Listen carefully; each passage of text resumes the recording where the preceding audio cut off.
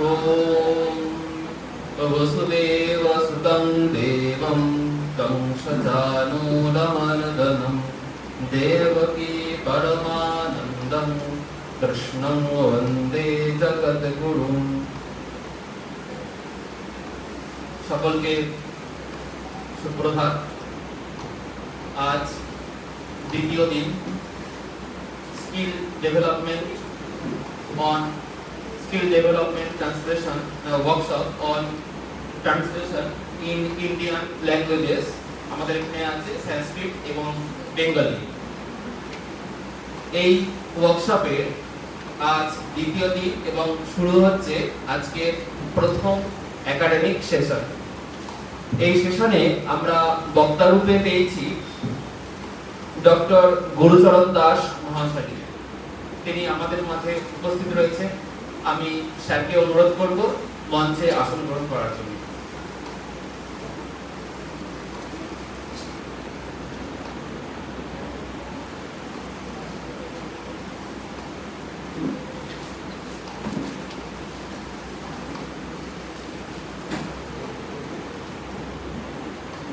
ধন্যবাদ স্যার। রীতি অনুসারে আমরা আমাদের ইউনিভার্সিটির পক্ষ থেকে এবং বিভাগের পক্ষ থেকে স্যারকে বরণ করে নিচ্ছেন আমাদের বিভাগের ছাত্রীরা। প্রথমে উত্তরীয়, তারপর পুষ্পস্তবক এবং একটি উপহার স্বরূপ ব্যাগ দিয়ে আমরা স্যারকে বরণ করে নিচ্ছি।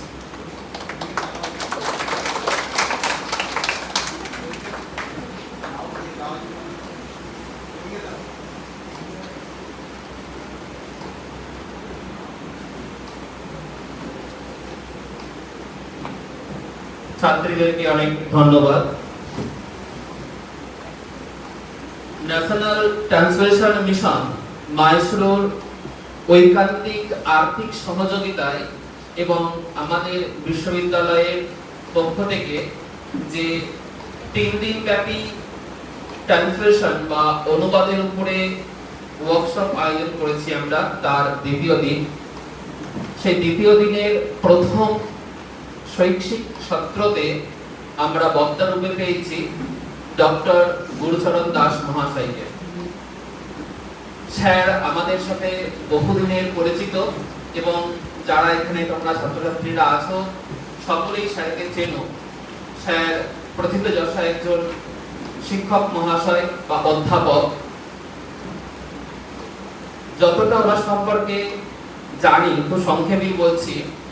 উনি যাদবপুর বিশ্ববিদ্যালয়ে স্নাতকোত্তর থেকে স্নাতকোত্তর ডিগ্রি লাভ করেছেন।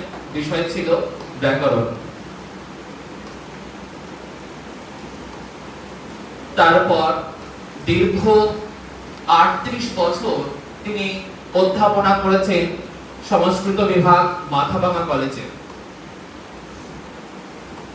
তিনি 3খানি গ্রন্থ রচনা করেছেন, খুব প্রসিদ্ধ লঘু সিদ্ধান্ত কৌমুদী, ভববতীর কাব্যে মানুষ ও প্রকৃতি এবং মনুসংগীতার 2য় অধ্যায়ের সম্পাদনা করেছেন।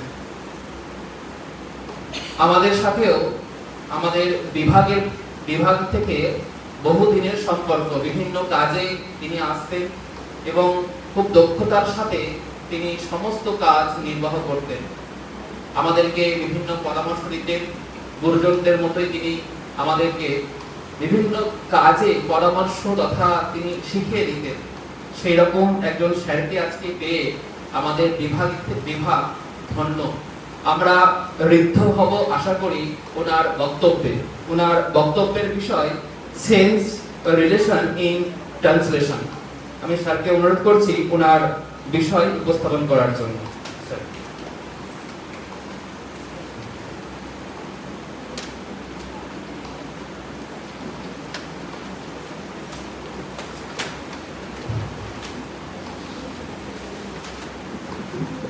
ধন্যবাদ।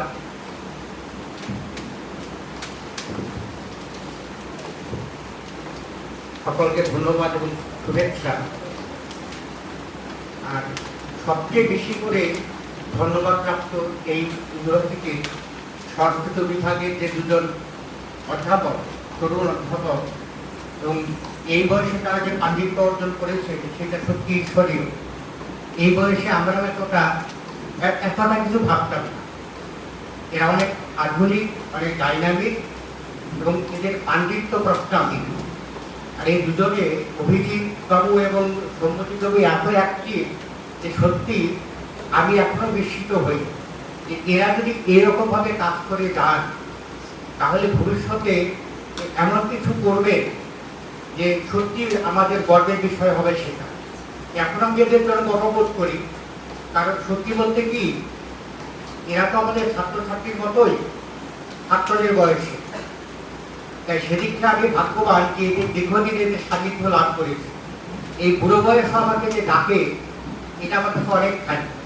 আমি তো প্রায় বাড়ি দিয়েছিলাম বিভিন্ন জায়গায় যাও, যাই হোক এরা তখন আহ্বান করলে তখন আর এদের সেই আহ্বান আমি আর ফেলতে পারব। ইচ্ছা করে যখন কোথাও যেত, কারণ এখন আমি অন্য রকম পড়াশোনা করি, অন্যরকম চিন্তা ভাবনা করি, বয়স তো হয়েছে। যাই হোক এগুলো তো আমাদের চর্চার বিষয়ের মধ্যেই পড়ে। তোমরা যারা আমার ছাত্রছাত্রী ছিলে বা এখানেও যারা আছো বা বিভিন্ন কলেজের শিক্ষক শিক্ষিকা যারা আছেন তারাও অনেকেই আমার ছাত্রছাত্রী এখানকার। যাই হোক আমি আজকে তোমাদের সঙ্গে, আমি একজন ছাত্র, এখন যতদিন বেঁচে থাকবো আমরা ছাত্রই থাকবো। আমরা তোমাদের শেখানোর চেষ্টা করি যতটুকু জানি, জানার তো শেষ নাই। তার মধ্যে থেকে যতটুকু জানি, নির্ভুলভাবে জানি, সেগুলো তোমাদের শেখানোর চেষ্টা করি। আর আমাদের এই যে এখনকার যে কাজটি, সেটা কিন্তু তার অবদান কিন্তু আমাদের নষ্ট নয়। আমরা একদম ক্লাস 1 থেকে শুরু করে মাস্টার ডিগ্রি বা তারপরেও যারা পড়াশোনা করেছি, এই অবদান কিন্তু তাদের। আমরা তাদেরই সন্তান, তাদের ঐতিহ্যটাই আর বহন করে নিয়ে চলি।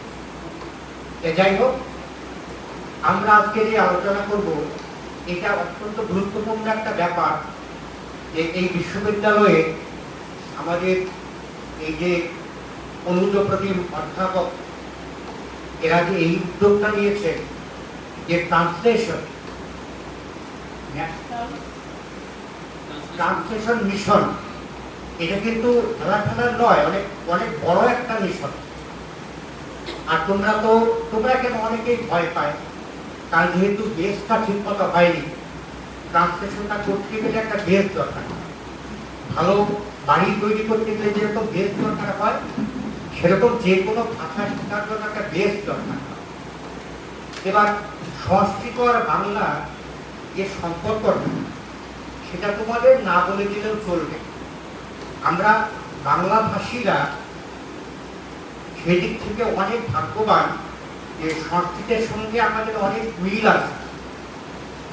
আমার ব্যক্তিগত জীবনের অভিজ্ঞতা সেটা আমি বলি তোমাদের, আমি কিন্তু সংস্কৃত ব্যাকরণ থেকে সংস্কৃত শিখে,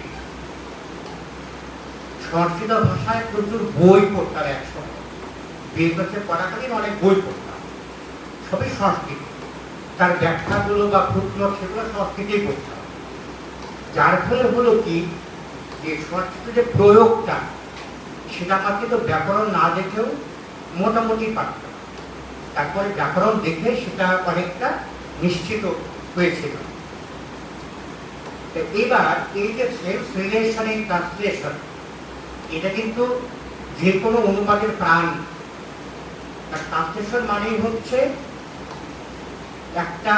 কোনো একটা ভাষা, যেটাকে আমরা সোর্স ল্যাঙ্গুয়েজ বলছি, সেই ভাষার যে ভাব, অর্থপূর্ণ যে ভাব, সেটা যেটা টার্গেটেড ল্যাঙ্গুয়েজ যে ভাষায় আমরা ওইটাকে অনুবাদ করব, যেটা আমরা ভাষান্তর বলতে পারি, সেই ভাবটাকে প্রকাশ করা।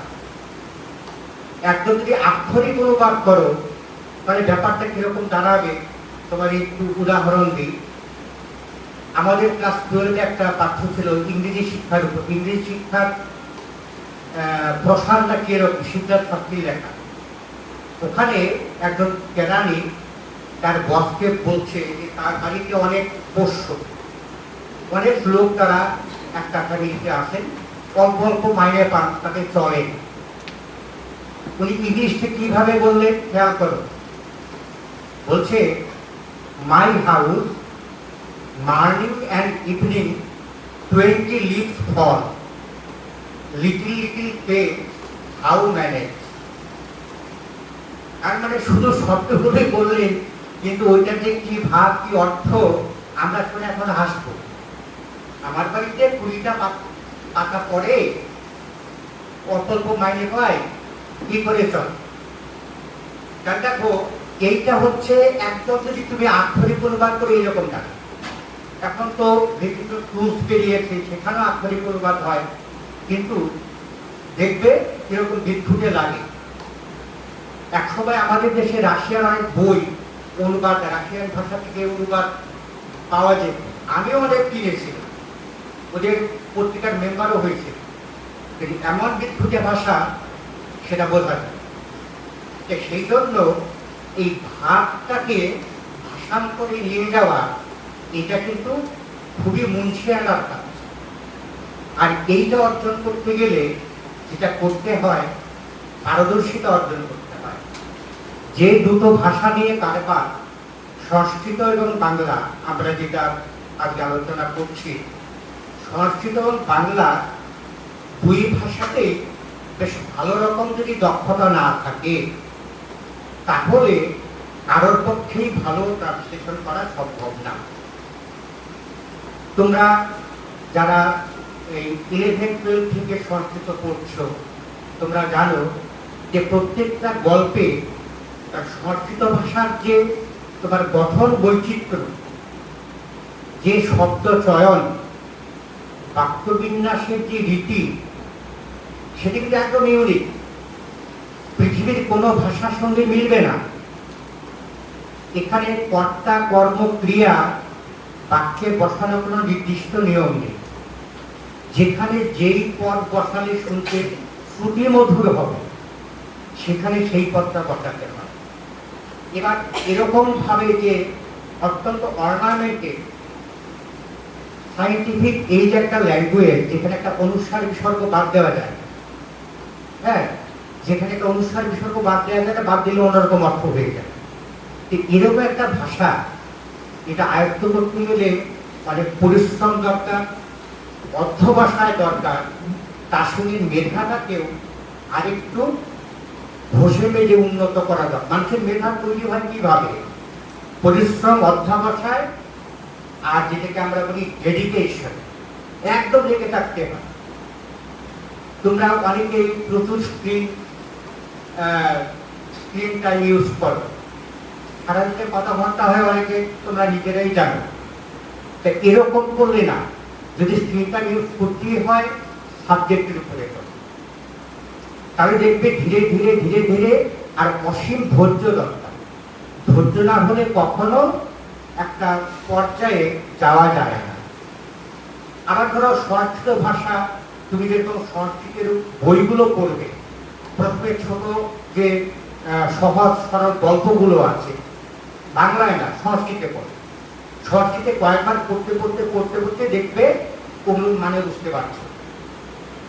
এবার মানে বুঝতে পারছো, পুরোটা হয়তো পারছো না, কিন্তু ধীরে ধীরে মানেটা বুঝতে পারছো। সংস্কৃতে এমন কতগুলো শব্দ আছে যেগুলো বাংলা করা মুশকিল হয়। তোমরা যদি বান্ধবকে কাদম্বরী ভাষাচরিত পড়ো, তাহলে দেখবে ওখানে যেরকম বিন্ধ্যাটবীর বর্ণনা, 49 লাইনে পরে একটা ফুলস্টপ, অস্থি পূর্বাপর নিধি দয়নিধি এরকম করে শুরু করে সেটি বিন্ধ্যাটবী না, 49 লাইন পরে একটা দাঁড়। তার মাঝখানে কি হলো? তাহলে মূল কথা থেকেই অস্থি বিন্ধ্যাটবী নাম ও অরণ্যায়, এরকম। তাহলে মাঝখানে ওই এই যে বিন্ধ্য অরণ্য বা বিন্ধ্যাটবী, তার সমস্ত বৈশিষ্ট্য ওই একটা লাইনে ধরা আছে। এইবার যখন বাংলায় অনুবাদ করা হবে, নিশ্চয়ই এক লাইনে হবে না। তার মানে যে ওই যে প্রত্যেকটা ওয়ার্ড, তার ভাব তোমাকে জানতে হবে। ওখানে বিন্ধ্যাটবীর যে সৌন্দর্য, তার যে ভয়ঙ্করত্ব, সব মিলেমিশে এমন একটা চিত্রকল্প তৈরি হয়েছে, এটা বুঝতে গেলে বারবার পড়তে হয়।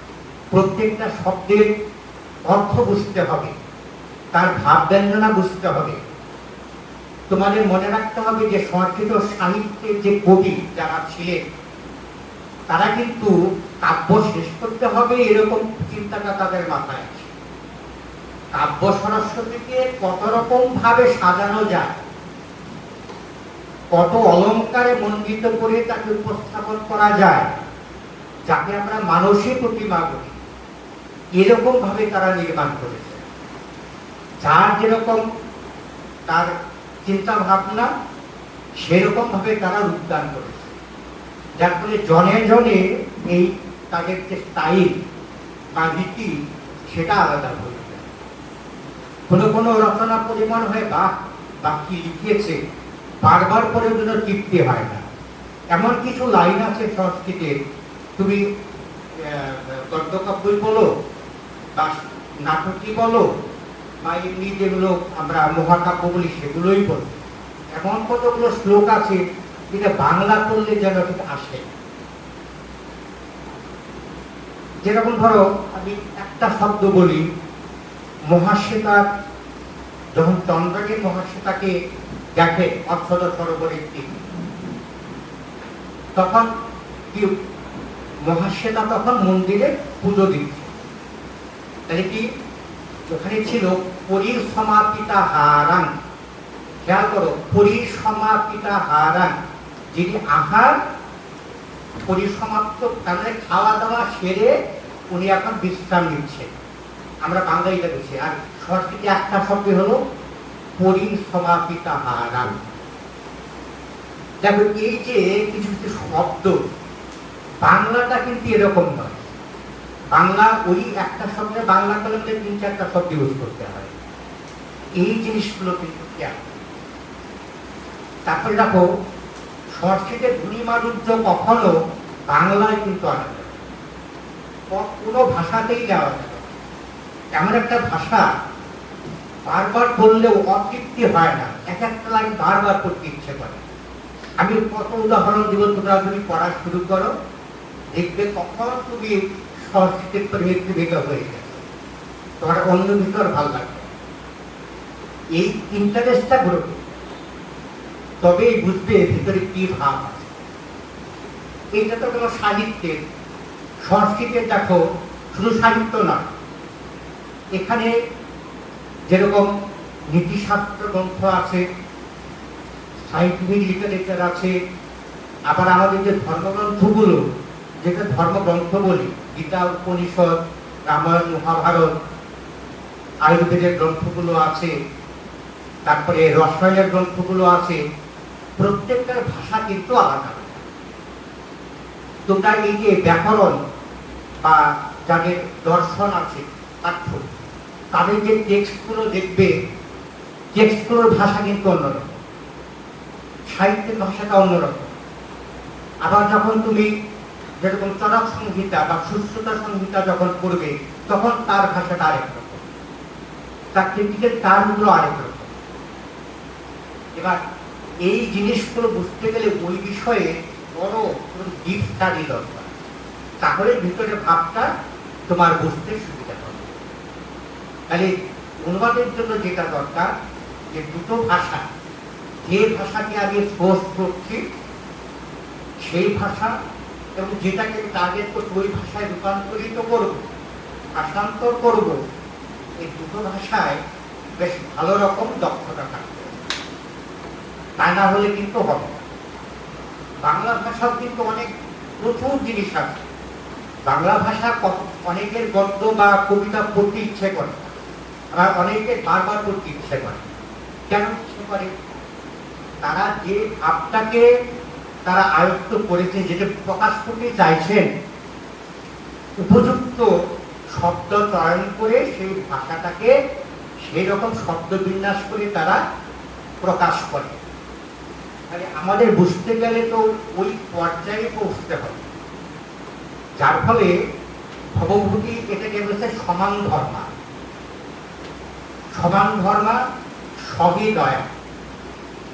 সহৃদয় কারা তোমরা জানো, যে অনবরত কাব্য বা সাহিত্য অনুশীলন করতে করতে যাদের মনের আয়নাটা পরিষ্কার ঝকঝকে হয়েছে, এরা হচ্ছে শহীদ।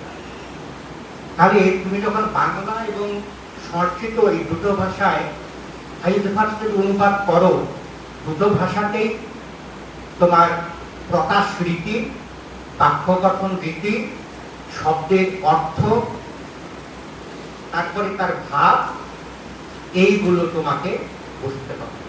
বানানটা একটা কিন্তু অনেক বড় ব্যাপার।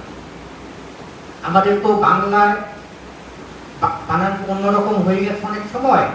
যেরকম করি একটা শব্দ, ক বর্ষণের দীর্ঘই, মানে কি ছাতি। আবার ক বর্ষণের হর্ষি যদি হয়, পরিমাণে কাজ করি। দেখো হ্রস্বই দীর্ঘের জন্য মানে এটা চেঞ্জ হয়ে গেল। আবার একই শব্দ ভিন্ন অর্থ হয়। আবার দেখো সংস্কৃতের যে বাগধারা, সেটা একরকম। বাংলার বাগধারা কিছুটা মিল থাকলে বেশিরভাগটাই আলাদা। কারণ কালচারটা আমরা তার নির্যাসটা নিয়েছি, কিন্তু বাকি অংশটা তো নিতে পারি। সংস্কৃতের কালচার সে কত পুরনো, মানে ক্লাসিক্যাল যুগে, তারও আগে বৈদিক যুগে। আর সেখানে বাংলা তো সেদিনটা, এর সঙ্গে কত কিছু মিশেছে, কত কালচারের মিশ্রণ ঘটেছে, কত শব্দ পরিবর্তন হয়েছে। তাহলে এই যে নতুনত্ব, সংস্কৃতের সেরকম ভাবে নতুনত্ব সেরকম ভাবে আসেনি যতটা বাংলায় এসেছে। এসব বিদেশি শব্দ ভান্ডার ভর্তি। তাহলে ভোকাবুলারি বা শব্দ ভান্ডারের জ্ঞানও কিন্তু থাকা দরকার। এবার এমন কিছু শব্দ আছে যেগুলোর মানে তুমি জানো না। এবার অনুবাদ করতে গেলে থেকে গেলে তখন কি করবে? তোমার অবশ্য গুগল ট্রান্সলেটার আছে, কিন্তু সব ক্ষেত্রে ঠিকমতো অর্থ দেয় না। তা সেক্ষেত্রে যেটা আমাদের সংস্কৃত অধ্যয়ন করার জন্য যেগুলো দরকার হয়, শব্দকোষ, হ্যাঁ, প্রাচীন যে শব্দকোষগুলো আছে, যেরকম ধরো অমরকোষ বিখ্যাত, মেদিনীপুর সাথে আরো যেগুলো পাওয়া যায়, ওখানে কিন্তু একটা শব্দের অনেকগুলো প্রতিশব্দ দেওয়া আছে, একই মানে। এবার অনুবাদের ক্ষেত্রে কোন শব্দটা মানে কোনটা বসালে অ্যাপ্রোপ্রিয়েট হবে। কখনো ওই শব্দটা দুই অক্ষরে, কখনো 3 অক্ষরে, কখনো বা 4 অক্ষরে। যেরকম ধরো আমাদের পৃথিবী, এটাকে ধরাও বলে, ধরনীয় বলে, পৃথিবীও বলে, তাই তো 2, 3, 4 অক্ষরেরও আছে। তাহলে আমি কোন শব্দটা বসাবো সেটা তোমাকে ঠিক করতে হবে ওই বাক্যের ভাব বুঝে, তাছাড়া কিন্তু হবে না। এবার এই যে ভাব অনুসারে তুমি যে অনুবাদ করবে, দেখতে হবে যে তুমি যেটা অনুবাদ করবে সেই অংশটা ওখানে কি বোঝাতে চাইছে, কবি কি বলতে চাইছেন বা সাহিত্যিক কি বলতে চাইছেন। হ্যাঁ, এইটা তোমাকে যদি গুরুগম্ভীর ভাব হয় তখন তোমাকে তরল ভাষা ব্যবহার করলে কিন্তু চলবে। সেরকম ভাবেই তোমাকে ভাব বা ভাষা বসাতে হবে। এবার দেখো আমরা যে এই পর্যন্ত আমরা যে সমস্ত কাব্য সাহিত্যগুলো পড়েছি, তোমরা অনেকে দশকুমার চরিত্র পড়েছো, কাদম্বরী পড়েছো, কালিদাসের কাব্য পড়েছো, নাটক পড়েছো, ভাষের নাটক পড়েছো, হয়তো আরো কিছু কিছু পড়েছো। তো ওইখানে দেখবে যে সবার শব্দ চয়ন, যে ভাবটা তিনি প্রস্ফুটিত করতে চাইছেন, সেখানে শব্দ চয়নটা একরকম। তোমরা জানো যে নবরস রুচিরা, আমাদের সাহিত্যে 9টা রস আছে। এই 9টা রসের যে প্রকাশ, সেই প্রকাশ্য কিন্তু নির্দিষ্ট নিয়ম মেনে করতে হয়। তার শব্দগুলো ওরকম হবে। বিভৎস ভাবে প্রয়োগ করতে গেলে একরকম শব্দ হবে, তাই তো? রৌদ্র রসের প্রয়োগ করতে গেলে একরকম শব্দ হবে, বীর রসের প্রয়োগ করতে গেলে একরকম শব্দ হবে। এবার এগুলো যখন তুমি ট্রান্সলেশনে আনবে, তখন ওই ভাবটা যাতে বজায় থাকে, তা না হলে ট্রান্সলেশনটা ঠিক হবে না। আমাদের যারা আমাদের অনেক অগ্রবর্তী যারা ছিলেন, অগ্রজ যারা ছিলেন, তারা অনেক অনুবাদ করে গেছে। যেরকম ধরো এই যে কাদম্বরী, আমি পুরোনো কালের কথা বলছি, কাদম্বরীর যে অনুবাদ, কিন্তু অনেক অনুবাদ দেখেছ, টেক্সট বইয়ের একটা অনুবাদ থাকে, সেটা একরকম। আবার যারা ওই টেক্সট বই অনুবাদ করেন না, কিন্তু কাব্যটাকে অনুবাদ করে, তারা ভাব অনুবাদ করে, সেরকম যে তোমরা যদি পাও হাতের কাছে প্রবলেন্দ্রনাথ ঠাকুরের কাদম্বরী পড়ে,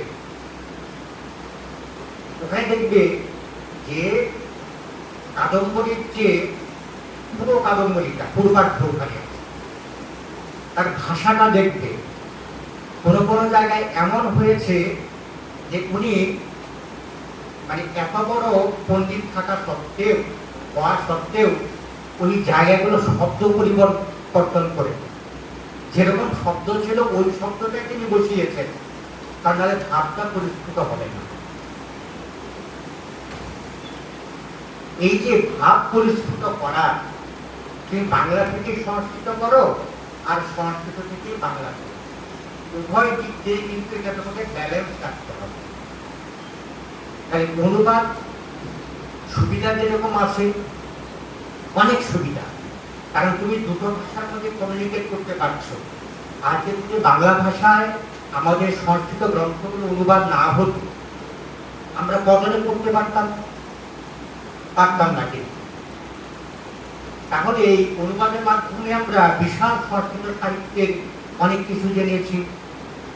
আবার ধরো গ্রিক, ল্যাটিন, ফ্রেঞ্চ ইত্যাদি যে ভাষাগুলো আছে, সেখানকার অনেক সাহিত্য আমাদের বাংলায় অনুবাদ হয়েছে, ইংলিশ অনুবাদ হয়েছে, সেগুলো পরে আমরা সেখান থেকে রস আহরণ করতে পারি। হ্যাঁ, এরকম ভাবে আমাদের সংস্কৃত ভাষার, বাংলা ভাষার অনেক বই বিভিন্ন ভাষায় অনুদিত হয়েছে, তারা ওইভাবে তারা সেই রস আস্বাদন করে। তাই অনুবাদ তো অনেক হয়, কিন্তু সব অনুবাদ গ্রহণযোগ্য হয় না, আমাদের ভালো লাগে না, যার ফলে বেছে বেছে আমরা অল্প কয়েকটা অনুবাদকে সমাদর করি। একটাই কারণ মূল গ্রন্থে যে ভাব কবি আমাদের কাছে প্রকাশ করেছে, সেই ভাব অনুবাদে আসে। অনুবাদটা মানে হচ্ছে যেন শুষ্ক, রসালো না। কোন রচনায় যদি রস না থাকে, তাহলে সেটা তো গ্রাহ্য হতে পারে না। আমরা তো নারকেলের ছিবড়া চিবাই, তাই না, ভিতরে শ্বাসটা ঠিক। তাই সেরকম ভাবে যে অনুবাদই হোক, তাকে রসালো করতেই হবে। মূল রচনার যে রস, সেই রসের অনুবাদে প্রকাশ করতে হবে। তাই এই জন্য প্রচুর অধ্যবসায় দরকার। যারা সংস্কৃতের শিক্ষার্থী, তোমরা সকলেই জানো যে আমাদের যে সংস্কৃত ভাষাটা, সেটাকে বুঝতে গেলে শব্দ, তার যে ব্যুৎপত্তিগত অর্থ, সেটা যেরকম একরকম, আমাদের কাছে রূঢ়ি অর্থ সেটা আরেক। এই উভয় অর্থই তোমাকে জানো। একটা ডিকশনারি মিনিং, যেটা আমরা যে কোনো থেকে জানতে পারি, আরেকটা হচ্ছে তার প্রচলিত যে অর্থ, প্রসিদ্ধ অর্থ, সেটা এইটা জানতে পারি। যেরকম ধরো আমি একটা কথা বলি, মগজ, মাথা, মগজ। হ্যাঁ, আমরা মাথা ধুলাই কিন্তু বলি না, মগজ ধুলাই। কেন বলি? মগজ ধুলাইটা হচ্ছে আমাদের বুদ্ধি, আমাদের বিবেক। মগজটা, ওইটাকে ধুলাই করা মানে তোমার সমস্ত বিবেক বুদ্ধিটাকে চেঞ্জ করে দেওয়া। আর মাথা ধুলাই কিন্তু বলে, অথচ আমরা অনেক সময় মগজ, মাথায় একরকম ভাবে বলি, কারণ সামান্য পার্থক্য অনেক শব্দে আছে, এইটা বুঝতে হবে। তাহলে এই যে শব্দের যে প্রয়োগগত যে পার্থক্য, বা এই যে বিভিন্ন ভাবে তার যে প্রয়োগ হয়, একটা প্রসিদ্ধ অর্থ, আরেকটা ব্যুৎপত্তিগত অর্থ, আরেকটি এমনি প্রচলিত, অনেক শব্দের অর্থ পরিবর্তন হয়ে গেছে, আরো হবে। এই যে ভেরিয়েশনটা, এইটা জানবে। তা তুমি জানবে কিভাবে? সংস্কৃত ব্যাকরণের একটা চরণস্বরী জ্ঞান থাকতেই হবে, তা না হলে হবে না। আমি অত দুঃখের সঙ্গেই বলি যে স্পোকেন সংস্কৃত শেখে শিবির করে অনেকে, আমি খারাপ বলছি না কিছু, কিন্তু শিক্ষাটাকে শুধুমাত্র ওই স্পোকেন ওরকম হয় না, যেহেতু এটা আমাদের মাতৃভাষা না, আর এত বড় একটা সাইন্টিফিক ল্যাঙ্গুয়েজ, অনুষ্ঠান বিসর্গ বাদ দেওয়া যায় না, কোনো একটা অর্ধেক মাত্রা বাদ দেওয়া যায় না। সেখানে কি করে সম্ভব? আমরা বলি রাম, রাম বলে তো রয়াকারময় হসন্ত হয়। আমি পড়াতে গিয়ে দেখেছি অনেকে নরা শব্দের টিকের 1 বছর বলে নরেন, দন্তনা হসন্ত হয়ে যায়, না মূর্ধন্য হসন্ত হয়ে যায়, নরেন। নরেন তো হবে না, নরেন। তাই এরকম প্রত্যেকটা উচ্চারণ যদি ঠিক ঠিক মতো করতে হয় তবেই অর্থ বোঝা যায়, তাছাড়া কিন্তু যায়। তাহলে সংস্কৃত ভাষায় দক্ষতা অর্জন করতে গেলে যেটা দরকার, মিনিমাম ব্যাকরণের জ্ঞান।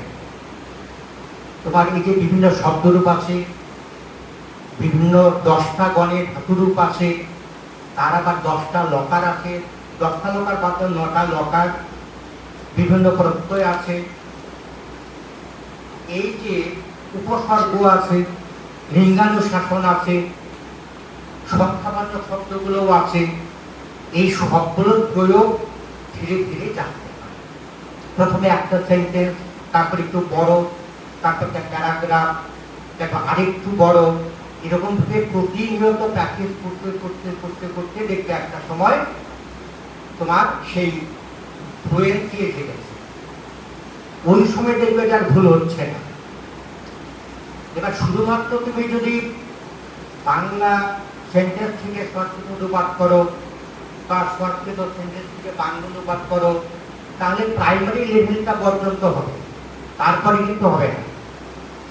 এবার এই ট্রান্সলেশনটা কিন্তু একটা প্রফেশন। তোমরা হয়তো জানো যে যারা ভালো ট্রান্সলেটার তারা দুভাষী কাজ করে। অনেক সময় ওই এক ভাষা থেকে আরেক ভাষায় অনুবাদের জন্য অনেক রকম চাকরিও আছে, দোভাষীর কাজও হয়। তাহলে এর একটা কিন্তু বিশাল ক্ষেত্র এখন তৈরি হচ্ছে। এইটাকে গ্রহণ করতে গেলে এবার তোমাদের সবাই হয়তো করবে না, কিন্তু যারা করতে চান তাদের কাছে সুযোগ আছে। আর এখন শুধুমাত্র সরকারি চাকরির ভাষায় করলে হবে না, একটা এক্সট্রা স্কিল থাকতে হবে। তোমাদের আরো আগে গতকাল শুনে আজকে শুনবে যে বিভিন্ন টুলস বেরিয়েছে ট্রান্সলেশনের, ওগুলা তোমাকে খানিকটা শেখাবে ঠিকই, কিন্তু আমাদের যে মস্তিষ্কের যে ব্যায়াম সেটা হবে। কারণ মানুষের ব্রেনের কাছে কোনো কম্পিউটারের ব্রেন হতে পারে। হ্যাঁ, সেই জন্য অনুবাদ শিখতে গেলে তোমাকে এই কথাগুলো মনে রাখতে হবে। তাহলে প্রথমত গেল উভয় ভাষার বাক্যবিন্যাস, তার শব্দ চয়ন, শব্দার্থ, তার প্রকাশ ভঙ্গি, বাক্য কিভাবে বিন্যাস করতে হবে। যেমন ধরো সংস্কৃত, আমি একটা লাইন বলছি, এটা হচ্ছে মহাবীর চরিতের 5ম অঙ্ক। মহাবীর চরিতের 5ম অঙ্কে লক্ষণ সীতাকে বর্ণনা, প্রশ্রবণগিরি তিনি বর্ণনা করছেন একটা লাইন। এরকম করে শুরু হচ্ছে যে অয়ং অবিরলা নৌপ্রভ নিবহ নিরন্তর পরিসরণ্য, এরকম করে শেষে হয়েছে প্রশ্রবণ নামও কি। এখানে যেটা দেওয়া হলো যে প্রশ্রবণ নামক গিরি, তার আগে সবগুলো কিন্তু বিশেষণ। তোমাকে আমি লাইনটা পড়ছি, দেখো।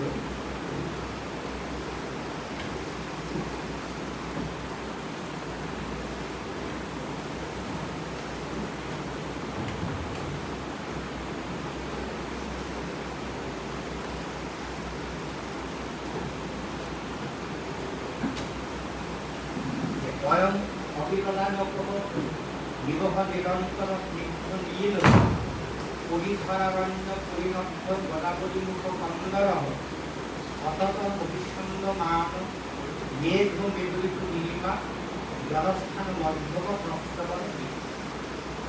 জনস্থান বলে একটা জায়গা আছে, তোমরা জানো, তার মাঝখানে হচ্ছে প্রস্তবন গিরি, মানে একটা পর্বত।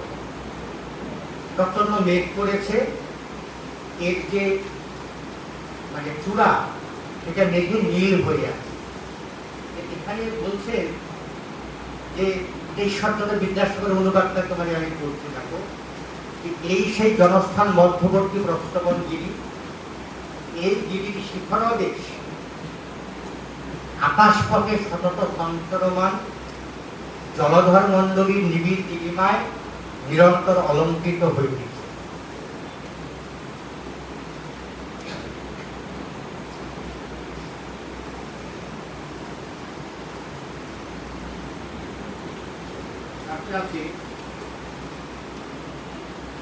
ইহার অধিকতা প্রদেশ ঘন সন্নিবিষ্ট বিভিন্ন ঘনমানব সমূহে আচ্ছন্ন থাকাতে সতত স্নিগ্ধ শীতল ও রমণীয় পাদদেশে প্রসন্ন শরীরা গোদাবরী তরঙ্গ বিস্তার করিয়া প্রবল বেগে গমন করি। ঈশ্বরচন্দ্র বিদ্যাসাগরের যে অনুবাদটা তোমরা খেয়াল করো, প্রস্তবনগিরির উপরে প্রচন্ড মেঘ করেছে, নীল বর্ণের মেঘ, মনে হচ্ছে যে পর্বতের চূড়াটা নীল বর্ণ হয়ে আছে। তার নিচে গোদাবরী নদী, পাহাড়ের যে গুহাগুলো আছে সেখানে গোদাবরী নদীর ঢেউগুলো গিয়ে শব্দ করছে, আর তার নিকটবর্তী আছে বিভিন্ন বনজ গাছ, সেগুলো ঘন ছায়াচ্ছন্ন, এইভাবে তাকে অলঙ্কৃত করে আছে। খেয়াল করো, মূলের যে বর্ণনা তার সঙ্গে এই ঈশ্বরচন্দ্র বিদ্যাসাগরের মতন পণ্ডিত মশাই, তার বর্ণনা কিন্তু ঠিক মতো ওই সেন্সটা আসছে না, ওই সৌন্দর্য আসছে না। ওই সৌন্দর্য আসতে গেলে কি করতে হবে? তুমি যতই অনুবাদ করো ওই সৌন্দর্য আনা যায়। মেঘ ও মেঘরিত নীলিমা, তুমি কোন বাংলা দিয়ে একটা অনুবাদ করবে? ওটা হয় না। সেই জন্য ওই যে দুধের স্বাদ ঘোলে মেটানো, অনেকটা সেই রকম হবে, ওই 20-18 এরকম করা যাবে, হুবহু কখনো হয় না, ওই ভাব আসেই। তারপর এবার আরো অনেক রচনা আছে, আমি কি বলবো, তোমরা তোমাদের 11-12 যে কি যেন ছিল, একটা চোরের গল্প ছিল, পুরুষ পরীক্ষা। আচ্ছা, এবার চোরটা প্রচন্ড বুদ্ধিমান ছিল, সে কি করলো, ধীরে ধীরে রাজা থেকে শুরু করে সমস্ত যারা কর্মচারী ছিল, মন্ত্রী যারা ছিল, সবাইকেই কোনো না কোনো ভাবে সে চোর প্রতিপন্ন করল। হ্যাঁ, শেষে সে কি বললো, সর্বেতে চৌরা প্রথম অহম ইয়েকো মারণীয় স্মৃতি, আপনারা সকলেই চোর, তাহলে আমি কেন একা? এই যে মারণীয় স্মৃতি, খেয়াল করো, মারণীয় মানে কি? মরণের যোগ্য। বাংলা কিভাবে করবে? মারণীয় স্মৃতি, এর যে ধ্বনি সংখ্যা, এর যে ভাব ব্যঞ্জনা, সেটা কি যে আপনারা সকলেই চোর, তাহলে আমি কেন চোরের মতো মৃত্যুবরণ করবো? কোনোভাবেই আসে না। সেজন্য মূলটাকে ভালো করে পড়ে দেখতে হবে যে কোন ভাবটা, এই যে ভাবটা আমি ব্যবহার, মানে আমি যে প্রকাশ করবো অন্য ভাষায়, কোন শব্দ ব্যবহার করলে এটা অ্যাপ্রোপ্রিয়েট হবে, তার কাছাকাছি।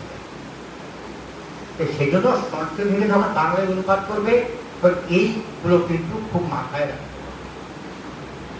ভাবটাকে একটা বড় ফ্যাক্টর সবখানে, এইটা হচ্ছে যে কোনো অনুবাদের কাজ, এছাড়া হবে না। তাই এইটাকে আয়ত্ত করতে গেলে এই টেক্সট গুলো পড়তে হবে ভালো। টেক্সট বাংলা মানে দিয়ে না, সংস্কৃতদের বারে বারে পড়ে। এবার তুমি তো বাংলায় অনুবাদ করবে, বাংলা ভাষার যদি বইগুলো পড়া না থাকে তাহলে তো হবে না। আবার সবার বাংলা ভালো না, হ্যাঁ, সবার বাংলা আবার ভালো না। দেখতে হবে যে কোন বাংলাটা ইউজ করলে সেটা ফ্রুটফুল হবে, তাদের প্রাণ প্রতিষ্ঠা হবে। কারণ রচনা তো নিষ্প্রাণ না। নিষ্প্রাণ যদি হতো তাহলে কেন আমরা এই যে নবরস রুচিরা বলছে এই 9টা রসের আস্বাদন করব? কোন কাব্য নিষ্প্রাণ নয়, তাতে প্রাণ আছে। ওই প্রাণের স্পন্দনটাকে অনুভব যারা করতে পারে তারা ঠিক মতো এই অনুবাদগুলো করতে পারে। তার জন্য উভয় ভাষার প্রতি ভালোবাসা, তার সম্পূর্ণ ভিতরের যে কি বলবো এটাকে ভাব, তার যে সাংস্কৃতিক ব্যাপার স্যাপার আছে, মানবিক মূল্যবোধ আছে, সূক্ষ্ম অনুভূতির ব্যাপার আছে, এইগুলো খুব ভালো করে অনুভব করতে হবে, তবেই হবে। এটা ধীরে ধীরে যখন তোমাদের বয়স বাড়বে, বিভিন্ন বইপত্র পড়বে, তারপরে এইরকম একাডেমিক অনুষ্ঠানগুলিতে পার্টিসিপেট করবে, বিভিন্ন যারা বক্তা আছেন তাদের কথা শুনবে, বা এইরকম আলোচনা যেখানে হয় সেখানে শুনবে, দেখবে ধীরে ধীরে তোমার একটা বোধ তৈরি হচ্ছে। এই বোধটাই হচ্ছে আসল অনুবাদের ক্ষেত্রে, বোধ থাকতে তার জন্য একটা মানে গভীর এবং অনেকটা সময় দিতে হবে পড়াশোনার। পড়াশোনা না করলে হবে তুমি যদি এখন বাড়ি এখান থেকে যে বাড়িতে বই নিয়ে বসো যে অনুবাদ করবে, তাহলে তো হবে না।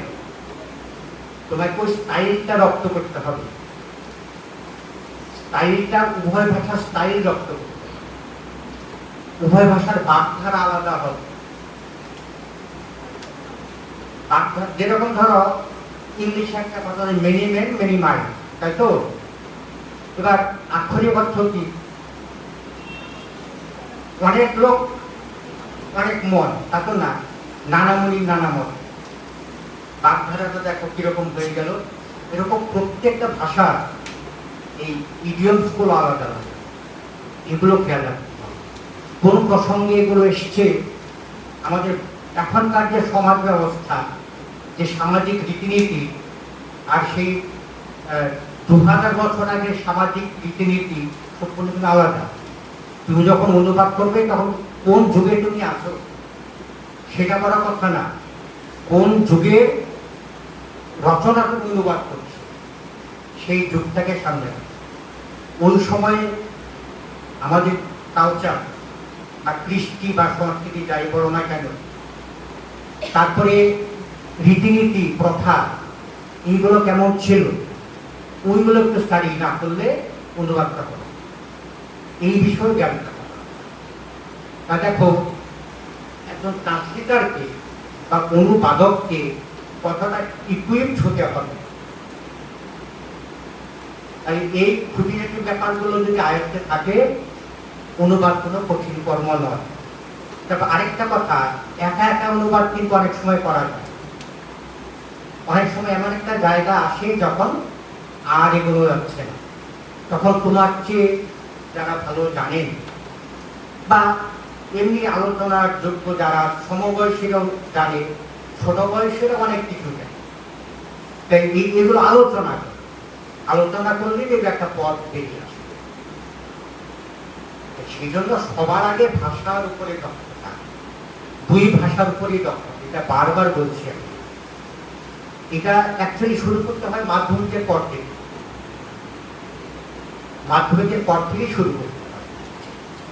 আমরা তো এই তোমরা কথা শুনলে তো চমকে যাবে, যারা ধরে যে ডাক্তারি, তারপরে ইঞ্জিনিয়ারিং এগুলো পড়ে, প্রফেশনাল কোর্সগুলো পড়ে, ওদের তো ক্লাস 9 থেকে শুরু হয়, ওদের ক্লাস 9 থেকে প্রিপারেশন শুরু হয়।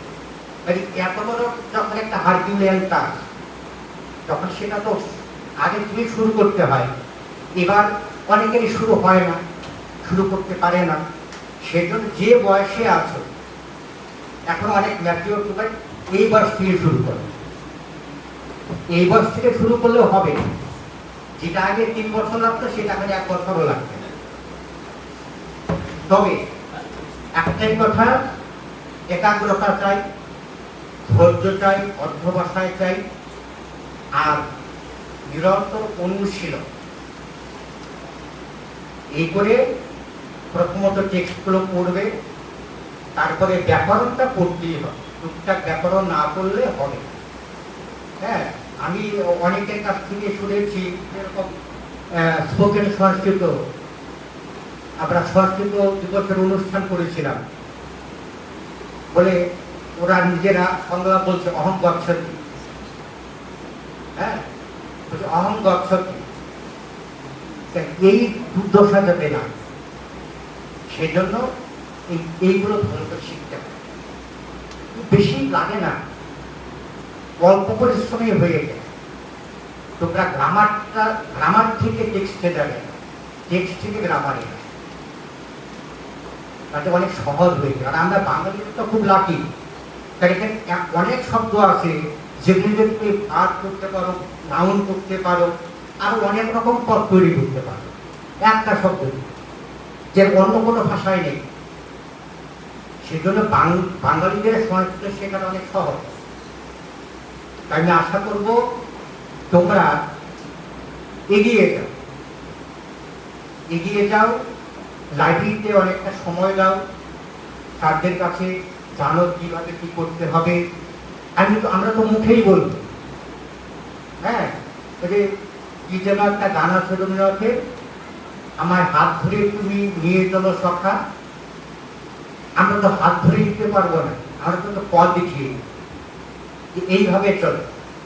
ওইভাবে চলতে চলতে একটা পরে কিন্তু নিজের পথ নিজে আবিষ্কার করো। তাহলে দেখো, এই অনুবাদটা প্রচেষ্টার ফসল। প্রচুর সমস্যা আছে, কখনো মাথা গরম হবে, কিন্তু মাথা গরম হলেও চলবে না। ধীরে ধীরে তোমাকে যেখানে মাথা গরম হয়ে ছেড়ে দাও, পরের দিকে চলো, পরের দিকে চলো, এইভাবে করো।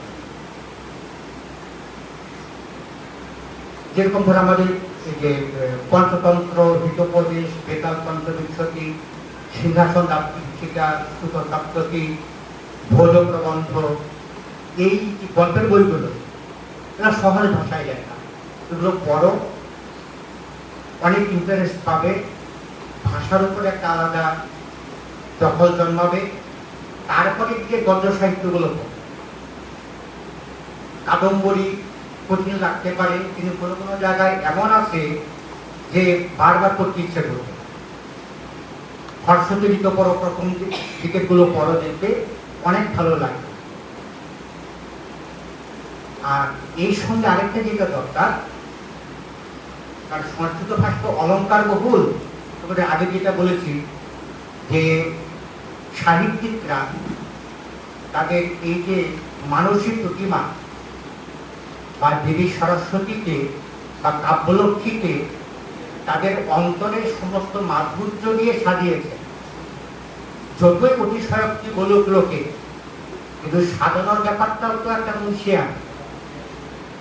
হ্যাঁ, কোনখানে কোন অলঙ্কারটা দিলে ভালো লাগবে, হৃদয়গ্রাহী হবে, সেটা উনি জানেন। মানে ওই যে উনি জানেন, ওই জানাটা তো আমাদের বুঝতে হবে। আমরা যদি না বুঝি, তাহলে ওই অলঙ্কারটা আমাদের কাছে বিদ্যুতে লাগবে। তা ওই অলঙ্কার পড়ার ফলে যে কি সৌন্দর্য হলো কাব্যলক্ষ্মী, সেই বোধটা আমাদের হবে না। সেই জন্য এই যে অলঙ্কারগুলো আমাদের আছে, অলঙ্কার শাস্ত্র তোমরা জানো, যেগুলো আমরা শব্দ অলঙ্কার বলছি, অর্থ অলঙ্কার বলছি, এই সম্বন্ধেও কিন্তু কিছুটা প্রাইমারি নলেজ না থাকলে হবে। যার ফলে বিএ ক্লাস থেকেই পাঠ্যসূচিতে অলঙ্কারের বইগুলো অন্তর্ভুক্ত করা হয়, কাব্যতত্ত্বের বইগুলো অন্তর্ভুক্ত করা হয়। আর আমাদের কাব্য সম্বন্ধে কি ধারণা ছিল, প্রাচীন যে আলঙ্কারিকরা ছিল প্রায় 2000 বছর ধরে তারা যে থিওরিগুলো তৈরি করেছেন, সেই থিওরিগুলো একটু জানতে, কাব্যের গুণ কোনগুলো, কি কি শব্দ প্রয়োগ করলে কোন গুণটা হয়, এই গুণের দ্বারা একটি ভাব প্রকাশিত হয়। এই যে অলঙ্কারটা কবি বললেন, এইটা দিয়ে মানে কোন ভাবটা প্রকাশিত হলো। সব অলঙ্কার যে সব ভাব প্রকাশিত হয়, তোমরা না হলে ওই অতিশয়োক্তি, উৎপ্রেক্ষা, রূপক, অপন্নতি এইরকম অলঙ্কার গুলো আসবে। কাজে টেকনিক্যাল বিষয়টাও জানা দরকার। সাহিত্যের অনুবাদ করতে গেলে এটা লাগে। ব্যাকরণ তোমরা যদি ভর্তি কাব্য করো বা ক্রিয়াকার্যনীয় বা শিশুপাল বধ কাব্য করো, তাহলে দেখবে ওখানে কিন্তু তোমাদের কিছু জিনিস জানতেই হবে, একদম দুর্বোধ্য লাগবে। এবার যখন ওই ব্যাকরণটা তোমার জানা হয়ে যাবে, দেখবে দুর্বোধ্য লাগছে না, ইন্টারেস্টিং লাগছে। এবার যতই বললো যে মানের কাব্য, ভারতীয় অরণ্য, তা আরো যে সমস্ত কাঠিন্য আছে, যে কৃত্রিমতা সৃষ্টি, যতই বলুন যদি ভিতরে ঢুকতে পারো, দেখবে ওর মধ্যে প্রচুর আনন্দ আছে, তোমার তুমি চমৎকৃত হয়ে যাবে। ওইটা একটা স্টাইল। আর এই যে পরপর যে স্টাইলগুলো এসছে, এগুলো তো একটা মানে সংস্কৃতির একটা নির্দিষ্ট সময়ের ফসল এটা। আর এই সময়টাকে বুঝতে হবে। তুমি যদি বানভট্টের কাব্যের অনুবাদ করো কালিদাসের স্টাইল দিয়ে, হবে না। কিন্তু এক একটা যুগের রচনা রীতি আলাদা, তার কালচার আলাদা, লোকজনের ধ্যান ধারণা আলাদা, প্রথা আলাদা। এইগুলো একটু না জানলে হবে। তারপরে ধরো এই যে আমি ব্যাকরণের কথাই বলি, ব্যাকরণ কিন্তু কাঠখোট্টা না। ব্যাকরণ আমরা অনেকে কাঠখোট্টা বলি, তো এবার ভিতরে ঢুকো, ওখানে প্রচুর রস আছে। এখন তো এই যে তুষ আমরা ফেলে দিই, তুষ থেকে তেল বেরোয়, হ্যাঁ, তাহলে ওইটাকে তো তোমাকে মানে প্রসেসটা জানতে হবে, যে কি করে আমি ওখান থেকে রস বার করি। এইগুলো জানতে হবে, তা না হলে সাহিত্য করার রস পাওয়া যায়। যদি রস না পাও তাহলে সাহিত্য করা বেকার। যত কঠিনই হোক, আমাকে ওখান থেকে রস আহরণ করতে হবে। যে যে সাবজেক্ট হোক, ব্যাকরণ হোক, দর্শন হোক, প্রত্যেকটার ভাষা কিন্তু আলাদা। তুমি যদি কোনো দর্শনের বই অনুবাদ করো, দেখবে ভাষা একদম আলাদা, ওটা সাহিত্যের সঙ্গে মিলবেই না। অনুবাদ করতে গেলে কাল ভাব ধরে যায়। আবার এই যে ব্যাকরণের যে ব্যাখ্যাগুলো আছে, টিকা টিপ্পণী যেগুলো আছে, দেখবে কত সংক্ষেপে কত বেশি কথা বলা আছে। ওই যে যদি বাংলা অনুবাদ করতে যাও, ওই সেন্সটা কিছুতেই আসে, কিছুতেই আসে। আমার এক অভিজ্ঞতা বলি, বিয়ে ক্লাসে তখন আমি পড়ি, কারকের দু তিনটে সূত্র আমি ব্যাখ্যা করেছি। আমাদের যিনি পড়াতেন উনি বললেন যে এই বইটা থেকে তুমি এটাকে করো, সংস্কৃতি করো। তা আমি বললাম, ওই যে সত্যনারায়ণ মুখোপাধ্যায়ের যে বইটা, ওখান থেকে আমি মানবরণা তত্ত্ববোধের সাহায্য না নিই, ওইখান থেকে করলাম। স্যারকে দেখার পরে খুব ভালো হয়েছে। এবার আরেকজন স্যারকে দেখালাম, উনি খাতা ছুঁড়ে ফেলে দিল। কি হয়েছে এগুলো? হ্যাঁ, কি হয়েছে? এটা ব্যাকরণ লেখা হয়েছে, আচ্ছা কিভাবে লিখবো? তখন উনি বলবে বাল মনোরমা তত্ত্ববোধিনী এগুলো ব্যবহার করে, আরো কিছু কিছু বই আছে সেগুলো ব্যবহার করে। দেখবে ভাষা কেন, তুমি সাহিত্যের ভাষা দিয়ে ব্যাকরণ ব্যাখ্যা করতে পারো, আবার ব্যাকরণের ভাষা দিয়ে সাহিত্য ব্যাখ্যা করতে পারো। স্টাইল আলাদা। ব্যাকরণ অল্প কথায় অনেক কথা বলে, সাহিত্যটা। তারপরে আমি আবার ওই পরের দিন বাল মনোরমা তত্ত্ববোধিনী আর কিছু বই আমার কাছে ছিল, ওগুলো নিয়ে আমি নিয়ে গেলাম। হ্যাঁ, এই তো এটা দেখে পরীক্ষকের তো প্যারা হয়ে যাবে, এই ভাষা উনি বলছেন। পরীক্ষকের প্যারা হয়ে যাবে, কি লিখেছে। ভাষার উপরে সরস্বতী নাচবে, ভাষার উপরে সরস্বতী নাচবে, তবে হবে ভাষা। এবার আমরা যখন অনুবাদ করবো, সরস্বতীকে নাচাতে পারবো কিনা জানি, হ্যাঁ, কিন্তু যাতে সৌন্দর্য বজায় থাকে সেটা করতে হবে। এই জন্য এই অনুবাদ করার আগে এই বইগুলো যেরকম দরকার, বিখ্যাত যারা অনুবাদক ছিলেন বা আছেন তাদের মতামত, তাদের রচনাগুলো একটু দেখা দরকার। কারণ একটা মানে ব্যাপক একটা পড়াশোনা করতে হয়। পড়াশোনা ছাড়া হয় না। যে আমরা এখানে যারা আসছি আমাদের কিন্তু অনেক ত্যাগ স্বীকার করতে হচ্ছে, অনেক ওরা কল্পনা করতে পারে এতটাই ত্যাগ স্বীকার করতে হচ্ছে। আগে ত্যাগ স্বীকার করলে যে এখন আমরা ফল পাচ্ছি, তোমাদের সামনে বসে লেকচার দিচ্ছি।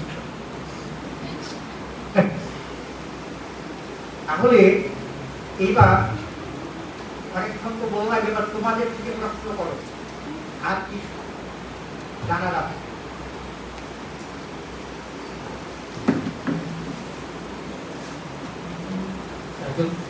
ধন্যবাদ। প্রথমে আমরা সেরে নিই প্রশ্ন উত্তর পর্ব। কারোর কোনো প্রশ্ন আছে?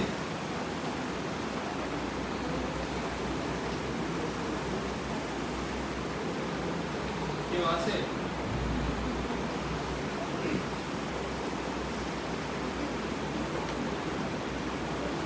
কারোর কোনো প্রশ্ন নেই? বাংলা থেকে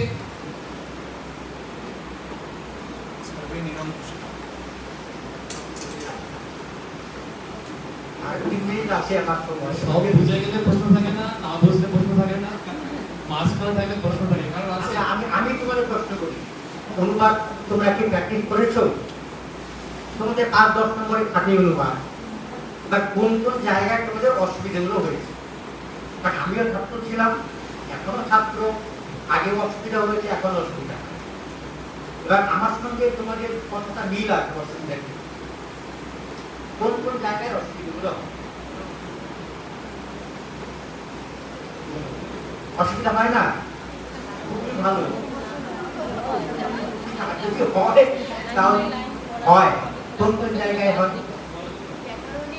যেটা সব সব জায়গাতেই হয়, তাই তো? সব জায়গাতেই হয়। ওই যে তোমাদের বললাম যে ক্লাস 7 থেকে শুরু হয় শব্দরূপ, ধাতুরূপ, কঠিন কিছুই না। এক একটা গণ কিরকম বৈশিষ্ট্যযুক্ত সেটার উপরে ওই গণের প্রায় সব ধাতুই করা হয়েছে। হ্যাঁ, 10টা গণ আছে, সব গণ লাগেও না। তাহলে যে কয়েকটা গণ খুবই প্রচলিত সেগুলো একটু দেখো না, ব্যাপন কৌমুদীর বইটা একটু খুলে দেখো, সহজ আছে। সংস্কৃত ভাষা শেখা বাঙালির কাছে সবচেয়ে বেশি সহজ। আমি বলছি তোমাকে, সবচেয়ে বেশি সহজ। এত সহজ অন্য কোনো ভাষাভাষীর কাছে হয় না। আমি তো আমার অভিজ্ঞতাগুলো বললাম, এবার নিজেকে একটু প্র্যাকটিস করে দেখো না। এই কোনো প্রশ্ন নেই কারো?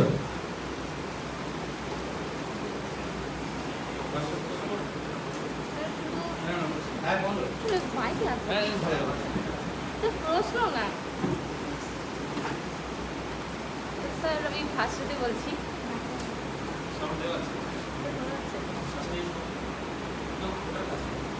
স্যার, আমি ভাস্বতী বলছি। আপনি কিছুক্ষণ আগে কাদম্বরীর একটা অনুবাদের কথা হয়তো বললেন, তো সেখানে বললেন যে কিছু কিছু ক্ষেত্রে এমন কিছু শব্দ আছে যেগুলোর পুরোপুরি হুবহু অনুবাদ করা যায় না বা সেই ভাবটাকে প্রকাশ করা যায় না। তখন সেক্ষেত্রে অনেক অনুবাদক আছে যে সেই শব্দগুলোকেই তারা ইউজ করেছে। তো এরকম কিছু কিছু ক্ষেত্রে আমরা করতে পারি, তাই তো? কেন পারবে না? ধরো এমন কিছু শব্দ আছে আমাদের বাংলা ভাষাতেও হয়তো ব্যবহার করা যায় কিছু, কিন্তু ওটাকে যদি বাংলায় অনুবাদ করো তাহলে তো 2-3টে ওয়ার্ড ব্যবহার করতে হবে। তাতে করে মূলের যে ভাবটা সেটা আর পাওয়া যাবে না অনুবাদে। তখন ওই শব্দটা রাখতে হবে। আর আরেকটা বিষয় বলা আছে, আপনি যত বললেন আর কি অনুবাদ সম্পর্কে, আমার যেটা মনে হলো যে আমরা যদি একজন ভালো অনুবাদক হতে চাই তাহলে আমাদের প্রথম যেগুলো দিকে লক্ষ্য রাখতে হবে সেটা হচ্ছে দুটো ভাষাতেই ভালো জ্ঞান থাকতে হবে এবং তার ভাবানুবাদ করতে হবে। আর যে বই মানে যে উৎস ভাষা থেকে আমরা অনুবাদ করছি সেই উৎস ভাষার পরিবেশ, কাল, কি কনটেক্সটে বলছেন সেই সমস্ত দিক আমাদের লক্ষ্য রাখতে হবে এবং এবং অনুবাদ যে করছি সেই আগের যে ভাষা তার মধ্যে যে রস আছে সেগুলোকে আমাদের অনুসরণ করতে হবে, তাদের ঠিকানো অলংকার রাখতে হবে এবং তার মধ্যে ঔচিত্য বোধ সেটাও রাখতে হবে। 100 বার খুব ভালো বলেছ। এই তো আপনিও ওইখানে আরেকটা কথা বলি থ্যাংক ইউ ভাসন্তী। তোমাদের, যে অনুবাদে কিন্তু ব্যাখ্যা করতে পারবে না। এটা ব্যাখ্যা করা যায়, তোমার যদি কিছু বলার থাকে সেটা ফুটনোটে দিতে পারে। অনুবাদে ব্যাখ্যাটা শোভনীয় না, তো ওটার অনুবাদ হয়। আর কেউ যা জানার আছে বলো না, আরে আত্মকার তো প্রশ্নই হোক না কেন, প্রশ্ন হলেই হল। কারণ আমরা তো শিখি, তোমাদের কাছ থেকে আমরা শিখবো। ভালো শোনো, ভালো যদি ছাত্র না হয়, ভালো শিক্ষক হয় না, জানো তো? তাহলে তোমরা যত প্রশ্ন করবে, এত প্রশ্ন করে বলবে, তত ছাত্র পড়াশোনা করবে আরো বেশি স্ট্রং হবেন তারা। ঠিক আছে, থ্যাংক ইউ, খুব ভালো লাগলো।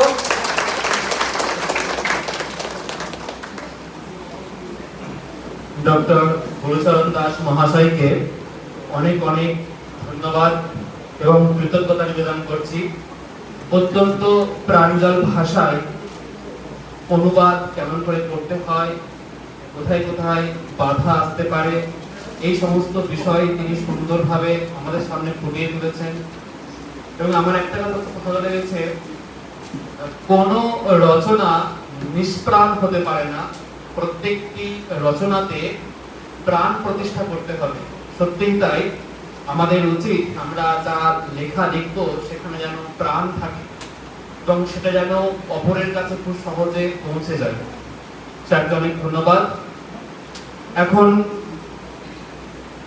10 মিনিটের চা পান বিরতি, তারপরেই আমাদের পরবর্তী সেশন শুরু হবে।